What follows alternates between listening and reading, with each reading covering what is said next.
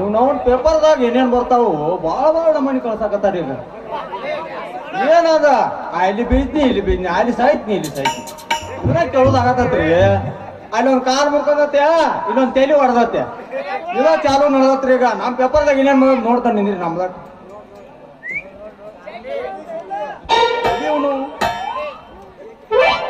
ಬೆಂಗಳೂರಿನಲ್ಲಿ ಮೆಜೆಸ್ಟಿಕ್ ಅಡ್ಡ ರಸ್ತೆಯಲ್ಲಿ ಕೊಲೆಯಾದ ಪ್ರಕರಣ ಶವ ಕಾಣಿಸಿಕೊಂಡಿದೆ. ಏನ್ ಸಾಯತಾವು ಮಾರಯ್ಯ, ಇಲ್ಲಿ ನಮ್ ಕಮ್ಗಾರ ಏರಿಗೂ ಒಂದ್ ದಿನ ಒಂದ್ ಆಗತೈತೆ. ಏನ್ ಬ್ಯಾಡ ಬಿಡ ಸುದ್ದಿ. ಇಲ್ಲಿ ನಮ್ ಬಾಗೋಡಿಂದ ಇದ್ರ ಮಠ ಅಂದ್ರೆ ಮಾತಾ ಇಲ್ಲೇ ಅವ್ರ ಕಾಲ ಕೈ ಆಟ ಮೈನರ್ ಆಗತ್ತಾವ. ಈಗ ಕೊಲೆಗೆ ಕಾರಣ ಏನೆಂದು ಪೊಲೀಸರು ತನಿಖೆ ಮಾಡುತ್ತಿದ್ದಾರೆ. ಪೊಲೀಸರು ಊಟ ಮಾಡ್ದ ಹೆಚ್ಚಾಗಿರ್ತತೆ, ಅವ್ರನ್ಯಾಗ ಹಿಡ್ಕೊತಾರ ಇವ್ರ. ಎಂತ ಪೊಲೀಸರು. ಬೆಂಗಳೂರು ಹಣೆ ಬರನ ಇದಾತ್ರಿ. ಹುಬ್ಬಳ್ಳಿ ಧಾರವಾಡ ಹುಳಿ ನಗರಗಳಲ್ಲಿ ಸರಗಳ್ಳತನ ಮಾಡಿ ಪರಾರಿಯಾಗಿದ್ದಾರೆ. ಆ ಸರ ಬಳಿ ಎಲ್ಲ ತುಡು ಮಾಡ್ಕೊಂಡ್ರೆ ಕಳ್ಸಾತಾರ. ಅವ್ರನ್ನ ಹೊತ್ಕೊಂಡ್ ಹೋಗಿದ್ರು ಏನಾಕಿತ್ತೆ ಆಮೇಲೆ ಇನ್ನ ಪೈತ್ಯನ ಬೇರೆ ಆಗುದ್ರಿ. ಅದ ಅಲ್ಲಿ ಇವನವನ ನಮ್ ದೈನ್ಯಾರ ಫೋಟೋ ಬಂದತ್ತಲ್ರಿ ಇದ್ರಾಗ. ಫೋಟೋ. ಕರ್ನಾಟಕ ರಾಜ್ಯ ಕೃಷಿ ಸಚಿವರಿಗೆ ಶ್ರೀಮಾನ್ ಧನರಾಜ್ ಅವರು ಪ್ರಮಾಣ ವಚನ ಸ್ವೀಕರಿಸಿದರು. ಅವರಿಗೆ ಅಭಿನಂದನೆಗಳು.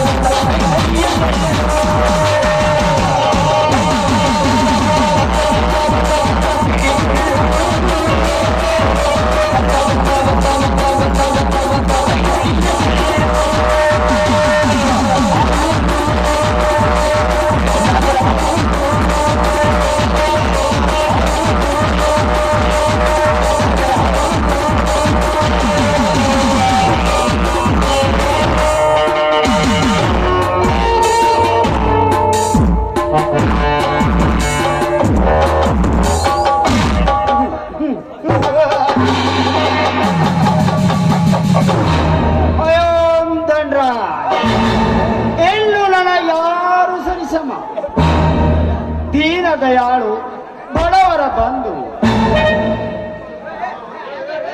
ಧರ್ಮ ರತ್ನಾಕರನೆಂಬ ನಾಮಾಂಕಿತನಾದ ನನಗೆ ಮತ್ತೊಂದು ಸ್ಥಾನ.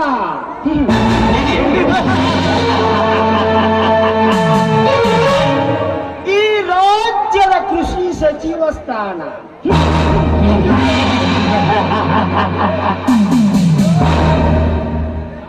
ಇನ್ನೇನು ಈ ರಾಜ್ಯದ ಮುಖ್ಯಮಂತ್ರಿಯಾಗಲು ಒಂದೇ ಮೆಟ್ಟಿಲು ಬಾಕಿ ಇರುವುದು ಈ ಧನರಾಜನಿಗೆ. ಸರ್ಕಾರವೇ ಗಣಿಗಾರಿಕೆ ಕಂಪನಿ ನಡೆಸಲು ಪರ್ಮಿಷನ್ ಕೊಟ್ಟಾದ ಮೇಲೆ ದಿನಕ್ಕೆ 100 ಕೋಟಿ ರೂಪಾಯಿ ಗಳಿಸುವ ಬಂಪರ್ ಆಫರ್ ನನ್ನದು. ಅಕ್ರಮವೋ ಸಕ್ರಮವು ಅವರವರ ಹಣೆಯ ಬರ.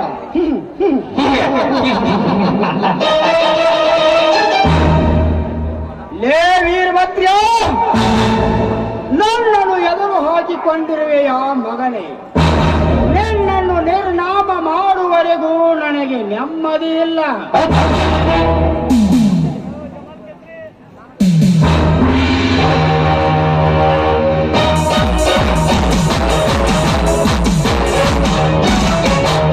ರಾಜ್ಯದ ಕೃಷಿ ಸಚಿವರಾಗಿ ಆಯ್ಕೆಯಾಗಿದ್ದಕ್ಕೆ ಅಭಿನಂದನೆಗಳು ಸರ್, ಅಭಿನಂದನೆಗಳು.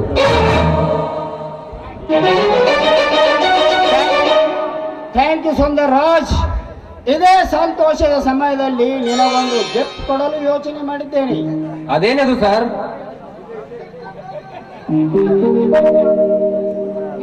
ನೋಡು ಸುಂದರ್, ಸರ್ಕಾರವು ನಮಗೆ ಗಣಿಗಾರಿಕೆ ಕಂಪನಿ ನಡೆಸಲು ಪರ್ಮಿಷನ್ ಕೊಟ್ಟಿದೆ.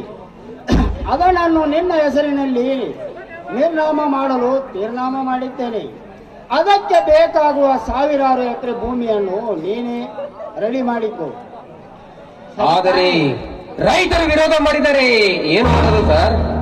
ಯಾರು ಏನು ಮಾಡುತ್ತಾರೆ ಮಾಡುತ್ತಾರೋ ಬಿಡುತ್ತಾರೋ ಅದು ನಿನಗೆ ಗೊತ್ತಿಲ್ಲ. ಜೀವನದಲ್ಲಿ ಮುಂದೆ ಬರಬೇಕಾದರೆ ಏನು ಮಾಡಲು ರೆಡಿ ಇರಬೇಕು. ಓಕೆ? Okay sir, okay. ನೀವು ನನ್ನ ಮೇಲೆ ಇಷ್ಟೊಂದು ವಿಶ್ವಾಸವಿಟ್ಟಿದ್ದೀರಲ್ಲ, ಅದು ನನ್ನ ಭಾಗ್ಯ. ರಕ್ತದ ಕಾಲುವೆ ಹರಿದು ಹೋಗಲಿ, ಊರಿಗೆ ಊರೇ ಉರಿದು ಹೋಗಲಿ, ಈ ಕೆಲಸವನ್ನು ನಾ ಮಾಡಿಯೇ ತೀರುತ್ತೇನೆ ಸರ್, ಮಾಡಿಯೇ ತೀರುತ್ತೇನೆ. ಶಬಾಷ್ ಸುಂದರ್, ಶಬಾಷ್. ಇನ್ನು ನಮಗೆ ವಿರೋಧಿಗಳೇ ಇಲ್ಲ.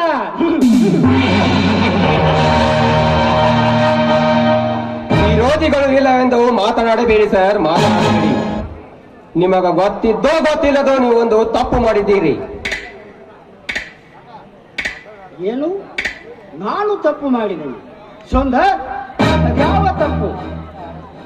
ಆ ವೀರಭದ್ರನಿಗೆ ಏನೋ ಆಧಾರವಿಲ್ಲದೆ 20 ಎಕರೆ ಜಮೀನನ್ನು ಬಿಟ್ಟು ಕೊಟ್ಟಿದ್ದೀರಲ್ಲ, ಅದು ನೀವು ಮಾಡಿದ ದೊಡ್ಡ ತಪ್ಪು. ಈಗ ಅವನು ಕೂಲಿಕಾರ ಅಲ್ಲ ಸರ್, ಅವನು ಕೂಲಿಕಾರ ಅಲ್ಲ, ರೈತ ಸಂಘದ ಅಧ್ಯಕ್ಷನಾಗಿ ಮೆರೆಯುತ್ತಿದ್ದಾನೆ. ಏನೂ ಇಲ್ಲದೆ ಹರಡುತ್ತಿರೋನು ಈಗ ರೈತರ ಬೆಂಬಲ ಸಿಕ್ಕ ಮೇಲೆ ಸುಮ್ಮನೆ ಇರ್ತಾನ ಸರ್, ಸುಮ್ಮನೆ ಇರ್ತಾನ?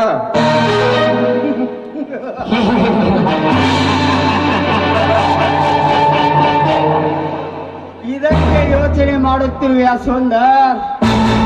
ನಾನೊಬ್ಬ ಕ್ರಿಮಿನಲ್ ರಾಜಕಾರಣಿ ಅನ್ನುವುದನ್ನು ಮರೆತು ಬಿಟ್ಟೆಯಾ?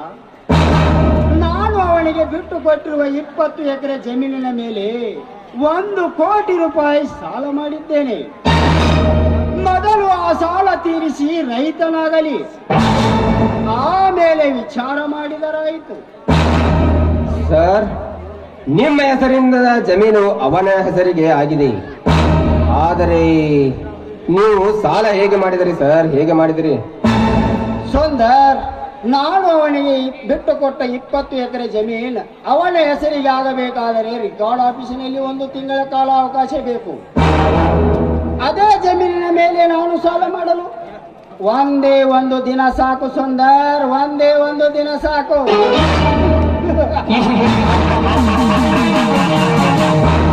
ಈ ನಿಮ್ಮ ನಗು ಹಾಗೆ ಮುಂದುವರಿಯಲಿ ಸರ್.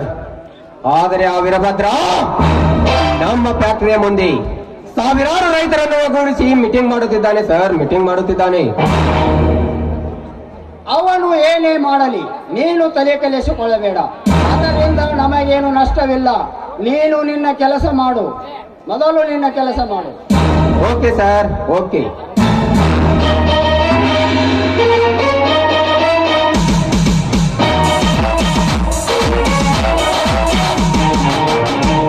ನಮಸ್ಕಾರ ಸಾಹೇಬರಿಗೆ. ನಮಸ್ಕಾರ ವೀರಭದ್ರ, ನನ್ನಿಂದ ಏನಾಗಬೇಕಾಗಿತ್ತು?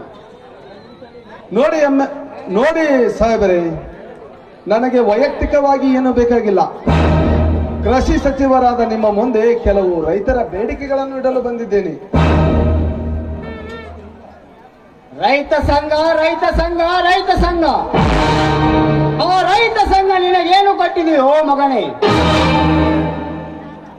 ನೋಡಿ ಸಾಹೇಬ್ರೆ, 3 ವರ್ಷಗಳಿಂದ ಬರಗಾಲದ ಭೀಕರತೆಯಿಂದಾಗಿ ಎಷ್ಟೋ ಜನ ರೈತರು ತಮ್ಮ ಎತ್ತುಗಳನ್ನು ಮಾರಿ ಸಾಲಗಳನ್ನು ತುಂಬಲಾಗದೆ ಅಲ್ಲಲ್ಲಿ ಆತ್ಮಹತ್ಯೆ ಮಾಡಿಕೊಂಡರು. ಅಂತ ರೈತರ ಸಾಲ ಮನ್ನಾ ಮಾಡಬೇಕು. ಅಷ್ಟೇ ಅಲ್ಲದೆ ರೈತರಿಗೆ ಒದಗಬೇಕಾಗಿದ್ದ ವಿದ್ಯುತ್ ಸರಿಯಾಗಿ ಒದಗುತ್ತಿಲ್ಲ. ಅಷ್ಟೇ ಅಲ್ಲದೆ ನೀರಾವರಿ ಇಲಾಖೆಯಿಂದ ದೊಡ್ಡ ದೊಡ್ಡ ಅಣೆಕಟ್ಟುಗಳನ್ನು ಕಟ್ಟಿ ಅದರಿಂದ ಹೊಳೆಯಿಂದ ನೀರಾವರಿ ಯೋಜನೆಯನ್ನು ಯೋಚಿಸಿಕೊಡಬೇಕು. ಇದು ಅಲ್ಲದೆ ರೈತರಿಗೆ ಒದಗಬೇಕಾಗಿರುವ ಬೀಜ ಗೊಬ್ಬರಗಳಲ್ಲಿ ಕಲಬೆರಕೆಯಾಗುತ್ತಿದೆ. ಉಸುಕಿನ ಪುಡಿ, ಕಲ್ಲಿನಿಂದ ಕೂಡಿದ ಬೀಜ ಗೊಬ್ಬರಗಳು ಮಾರಾಟವಾಗುತ್ತಿವೆ. ಅಂತ ಕಂಪನಿಗಳ ವಿರುದ್ಧ ಕಠಿಣ ಕ್ರಮ ಕೈಗೊಳ್ಳಬೇಕು. ನೋಡು ವೀರಭದ್ರ, ಈ ಎಲ್ಲ ನಿನ್ನ ಬೇಡಿಕೆಗಳನ್ನು ಮುಂದಿನ ಅಧಿವೇಶನದಲ್ಲಿ ಚರ್ಚಿಸುತ್ತೇನೆ. ಮತ್ತೇನಾದರೂ ಇವೆ? ಮತ್ತೇನಿಲ್ಲ ಸಾಹೇಬ್ರೆ, ಇಷ್ಟನ್ನ ನಮಗೆ ಒದಗಿಸಿಕೊಡಿ. ಇದಕ್ಕೆ ನೀವು ಆದಷ್ಟು ಬೇಗನೆ ಕ್ರಮ ಕೈಗೊಳ್ಳಬೇಕು. ತೆಗೆದುಕೊಳ್ಳಿ.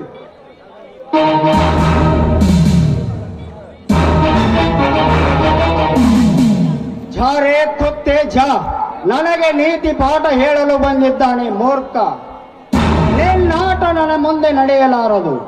ಮುರಾರಿ, ಏ ಮುರಾರಿ, ಹೇಳ್ರಿ ಧನ್ಯಾರ. ಆ ವೀರಭದ್ರ ಕೊಟ್ಟೋಗಿರುವ ರೈತರ ಬೇಡಿಕೆಗಳನ್ನು ತೆಗೆದುಕೊಂಡು ಬಾ. ಏ ಧನ್ಯಾರ.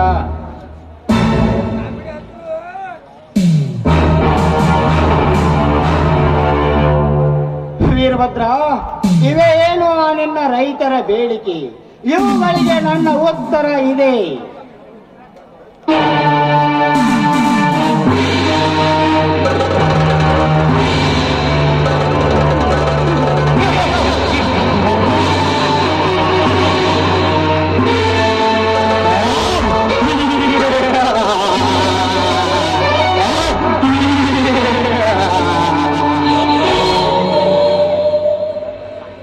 ಸರ್, ರೈತರ ಬೆಂಬಲದಿಂದ ಹೇಗೆ ಹಾರಾಡಿ ಹೋದ ನೋಡಿದ್ರಾ ಸರ್?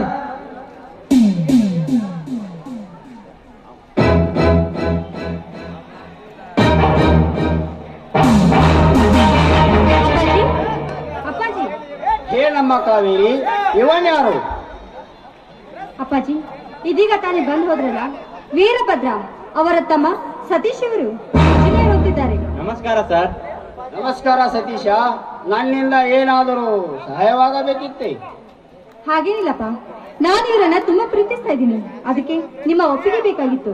ಕಾವೇರಿ, ಮೊನ್ನೆ ಆದ ವಿಷಯ ಮರ್ತಿದ್ದೀಯಾ? ಅಪ್ಪಾಜಿ, ಅವತ್ತು ದುಡುಕಿ ನಿರ್ಧಾರ ತೆಗೆದುಕೊಂಡಿದ್ದು, ಇವತ್ತು ತುಂಬಾ ವಿಚಾರ ಮಾಡಿದ್ದೇನೆ. ಹೌದೇನೋ ಸತೀಶ, ಕಾವೇರಿ ಹೇಳುತ್ತಿರುವುದು ನಿಜ ತಾನೇ? ಹೌದು ಸರ್, ನಿಜವಾಗಿದೆ. ನೋಡು ಸತೀಶ್, ನನ್ನದು ಒಂದು ಕಂಡೀಷನ್ ಇದೆ. ನಾನು ಹೇಳಿದಂತೆ ಕೇಳಬೇಕು. ಆಗಲಿ ಸರ್, ಅದೇನಂತ ಹೇಳಿ. ಯಾವುದು ಅಂತ ತಿಳಿ ಹೇಳಲಾಗುವುದಿಲ್ಲ. ನೀನು ನಮಗೆಂದಿಗೂ ಎದುರಾಗಿ ನಿಲ್ಲಬಾರದು, ಅಂದರೆ ಮಾತ್ರ ನಿಮ್ಮ ಪ್ರೀತಿಗೆ ಒಪ್ಪಿಗೆ. ಏನಂತೀಯ? ಅಂದರೆ ಇದು ವೃತ್ತಿಯಲ್ಲಿ ಅಥವಾ ವೈಯಕ್ತಿಕವಾಗಿನ? ಯಾವುದರಲ್ಲಿ ಅಂತ ತಿಳಿ ಹೇಳಲಾಗುವುದು. ಒಟ್ಟಿನಲ್ಲಿ ನಮಗೆ ಎದುರಾಗಬಾರದು. ಆಗಲಿ ಸರ್.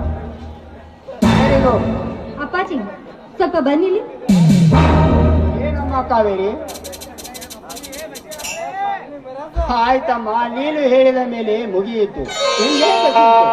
ನಾಳೆ ಏಕೆ, ಇವತ್ತೇ ಮಾಡಿ ಮುಗಿಸುವೆ. ನೀವು ರೆಡಿಯಾಗಿ. ನಾವೇನು ಬರ್ತೀವಿ.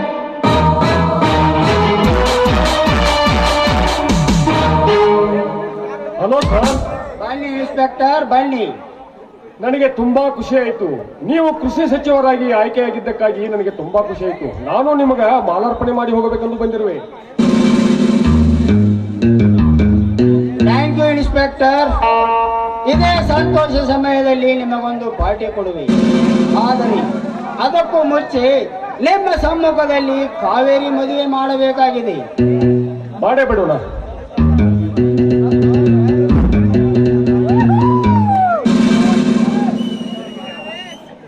ಮುರಾರಿ, ಏ ಮುರಾರಿ, ಹೇಳ್ರಿ ಧನ್ಯಾರ.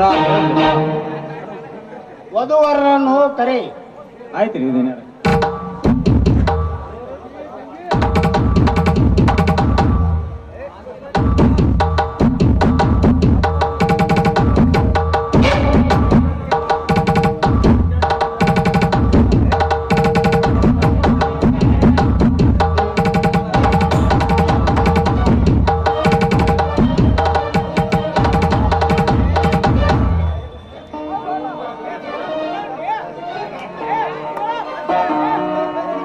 ಅಲ್ರಿ ಮದುವೆ ಮಾಡಕತ್ರ ಮಂತ್ರ ಅಣ್ಣ ಅವರು ಊದಾರು ಬಾರ್ಸಾವ್ರಿ. ಇಲ್ಲ ಇಲ್ಲ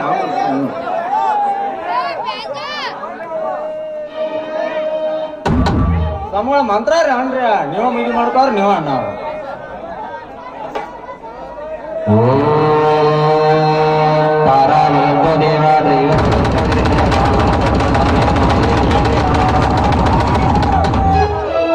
ನೋಡಪ್ಪ, ಎಲ್ಲಾರು ಇಲ್ಲಿ ದರ್ಗಾಜನ್ ಗುಡಿಯಾಗ ಊಟಿರ್ತೈತಿ. ಆಯಾರ ಹಾಕೊಂಡು ಉಣ್ಣುದು ಅಟ್ಟ ಕೆಲಸ.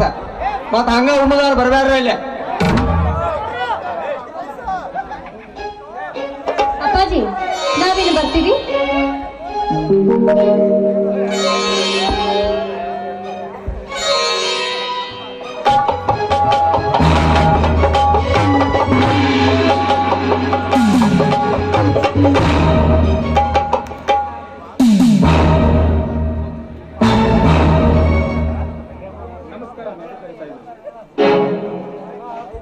ನಮಸ್ಕಾರ ನಮಸ್ಕಾರ.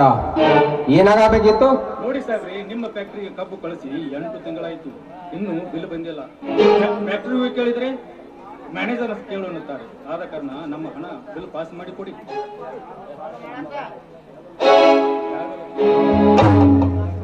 ಕೇವಲ 2 ಲಕ್ಷ ಹಣ ಅರೇಂಜ್ ಮಾಡಲು ಆಗಲಿಲ್ಲವೇ? ಅದಕ್ಕೆ ಬದುಕ್ತಿರ್ಲಿ. ನಿಂದೊಬ್ಬಂದೇ ಬಿಲ್ ಬಾಕಿ ಇಲ್ಲ, ಸಾವಿರಾರು ರೈತರದು ಬಾಕಿ ಇದೆ. ಅವರಿಗಿಲ್ಲದ ಅವಸರ ನಿನಗೆ ಕಲೆ. ಕೊಡದಿದ್ರೆ ಏನು ಮಾಡ್ತೀಯಾ? ನಾನೊಬ್ಬ ಬಡ ರೈತ, ನನಗೆ ತೊಂದರೆ ಇದೆ. ಆದ ಕಾರಣ ಬಿಲ್ ಪಾಸ್ ಮಾಡಿ ಕೊಡಿ. ಕೊಡದಿದ್ರೆ ಏನು ಮಾಡ್ತೀಯಲೇ? ಏ ಮ್ಯಾನೇಜರ್, ನಾಲಿಗೆ ಸ್ವಲ್ಪ ಬಿಗಿ ಹಿಡಿದು ಮಾತಾಡೋದು. ರೈತರಿಂದ ಮಾತ್ರಕ್ಕೆ ಎಲ್ಲರೂ ಶ್ರೀಮಂತರಾಗಿ ಭಾವನೆ ನಿನಗೆ ಇದ್ದಂತೆ ಕಾಣುತ್ತದೆ. ನೋಡಿ, ನಾನು ತೊಂದರೆಯಲ್ಲಿದ್ದೀನಿ, ದಯವಿಟ್ಟು ಬಿಲ್ ಪಾಸ್ ಮಾಡಿಕೊಡಿ.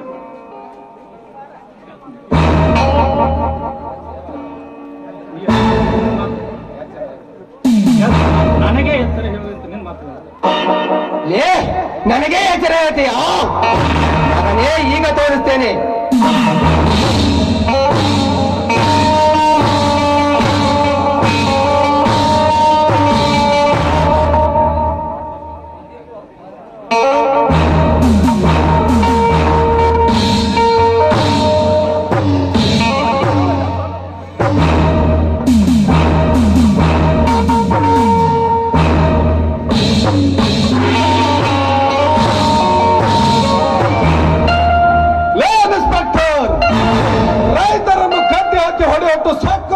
ನಿಮಗ ಅಣ್ಣ, ನೀನು ಮನೆಗೆ ನಡೆ. ಇವರು ಮಾಡಿರುವ ಕರ್ಮದ ಲೆಕ್ಕ ನಾನು ಚುಕ್ತ ಮಾಡಿ ಬರುತ್ತೇನೆ.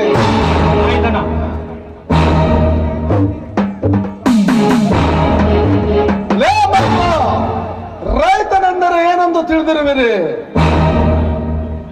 ರೈತರು 9 ತಿಂಗಳು ಹೊತ್ತು ಹೆತ್ತ ತಾಯಿ ಹೇಗೆ ತನ್ನ ಕೂಸನ್ನು ಜೋಪಾನ ಮಾಡುತ್ತಾಳೋ ಅದೇ ರೀತಿ ಭೂಮಿ ಬಿತ್ತುವುದರ ಮೊದಲು ಭೂಮಿಯನ್ನು ಹದ ಮಾಡಿ 9 ತಿಂಗಳ ಕಾಲ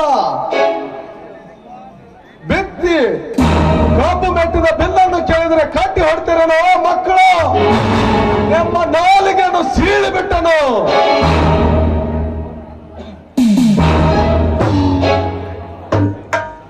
ಇನ್ಸ್ಪೆಕ್ಟರ್, ನಿನ್ನ ಮುಂದಿನ ನಡೆ ಎಚ್ಚರಿಕೆಯಿಂದ ಇರಲಿ. ಮ್ಯಾನೇಜರ್, ಆದಷ್ಟು ಬೇಗನೆ ಆ ರೈತರ ಬಿಲ್ ಪಾಸ್ ಮಾಡಿದರೆ ಸರಿ, ಇಲ್ಲದಿದ್ದರೆ ನಿಮ್ಮ ಪರಿಣಾಮ ನೆಟ್ಟಗಿರುವುದಿಲ್ಲ.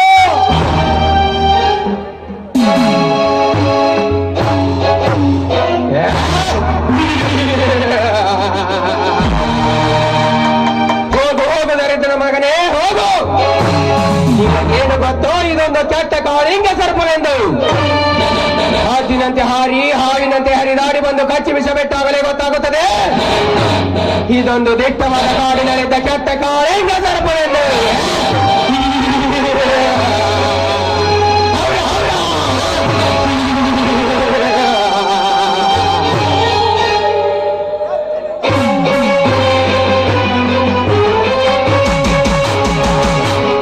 ನೋಡಿ ಸರ್, ರೈತರ ಬೆಂಬಲವಿದೆ ಎಂದು ಹೇಗೆ ಮಾತನಾಡಿ ಹೋದವನು? ಹೋಗಲಿ ಹೋಗಲಿ, ಅಲ್ಪರಿಗೆ ಆವೇಶ ಬಂದರೆ ಹೀಗೆ ಆಡುವುದು. ಅವನ ಬಾಲ ಎಲ್ಲಿ ಹೇಗೆ ಕಟ್ಟ ಮಾಡಬೇಕೆಂದು ವಿಚಾರ ಮಾಡಿ